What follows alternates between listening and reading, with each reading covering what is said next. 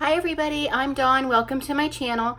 So today I'm going to try Mrs. Crocombe's steamed chocolate pudding from English Heritage. So I will link that video down below in the description. It's just something I've always wanted to try ever since I saw that video, and today is the day. So we'll see what happens. So let me show you what you need for it. And it's not going to be anywhere near as fancy and delicate as she describes it. You need chocolate. I just got chocolate chips. I think these are semi-sweet because I didn't want to get unsweet and be wrong, but I didn't want to get sweetened and be even more wrong, so I got semi-sweet. So we'll just see what happens. And then you need a cloth, a nice clean cloth. This is cheesecloth or flour sack cloth. Then you're gonna need 3 eggs. You need some butter. I got butter right there. And you need a vessel to cook it in or to steam it in. And I couldn't find one that was big enough. And I got these little popcorn containers. And I just got 2 of them. So I'll be making 2 of them. And then you need caster sugar. I didn't find anything called caster sugar, so I just got granulated sugar. All right, so let's get started. You need half a pint of milk also. Did I mention the breadcrumbs? You need plain breadcrumbs also, and some twine to tie your cloth around the vessel. Okay, so first you're gonna melt the chocolate and butter together. Okay, now that it's all melted, you're gonna add your breadcrumbs, plain breadcrumbs, and then your milk.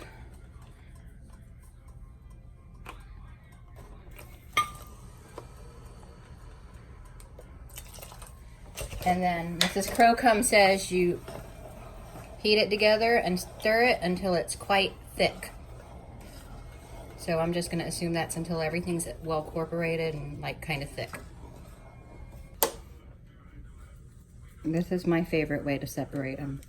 Just make sure your hands are clean.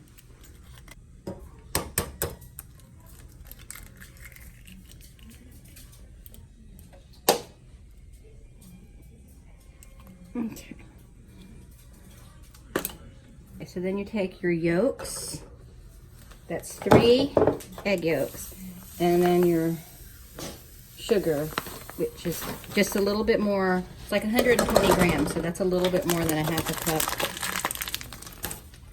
And then you whisk it while it cooks together.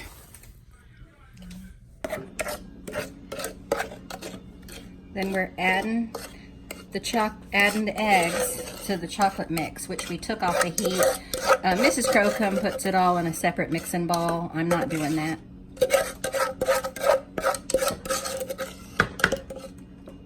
And then you mix it together.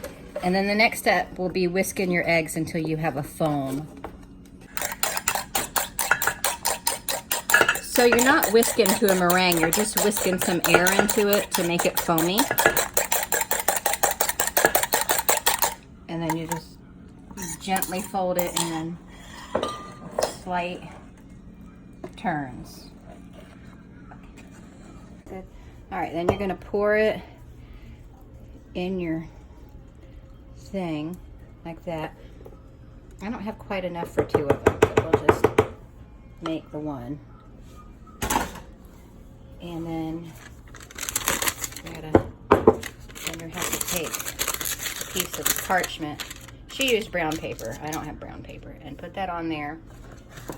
And then you take your cooking cloth.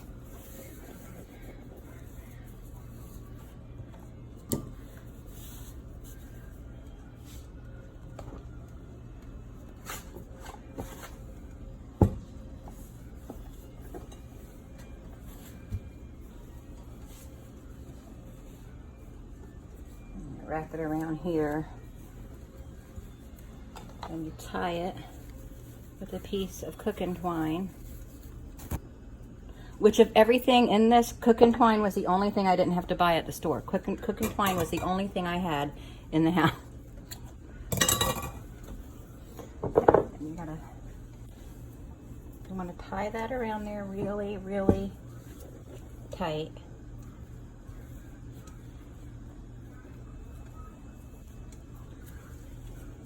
And then Mrs. Crocombe makes a little handle with it. And then you want to put it in a pot of boiling water to about halfway up the side. And I think that might be a little more than I need. And then you just cover it. Okay. Okay. So this has been going for an hour. So we're ready to take it out, I think. And hopefully this worked out. So we're just gonna let that cool off. Okay. So we're gonna, I tied that tight. We're gonna cut and twine.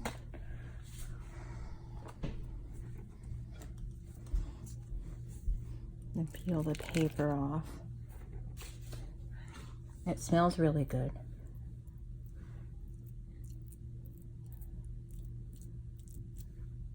Okay.